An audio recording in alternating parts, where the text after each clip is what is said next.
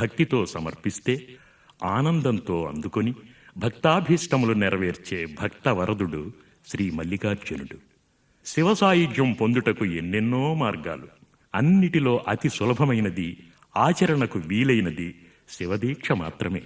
ఈ శివదీక్షను నిర్మల మనస్సుతో ఆచరిస్తే శివకరుణను పొందవచ్చునని పురాణాలు చెబుతున్నాయి. వేదాలలో, పురాణాలలో, చరిత్రలో, వ్యావహారిక గాథల్లో ఎంతో ప్రశస్తి కలిగిన ఈ శివదీక్ష సర్వపాపహరణం, శుభకరం, భక్తిముక్తిదాయకం. దీక్షాకాలం 40 రోజులు, ఒక మండలకాలం అంటారు. 21 రోజులు ఉన్నచో అర్ధమండలం అంటారు.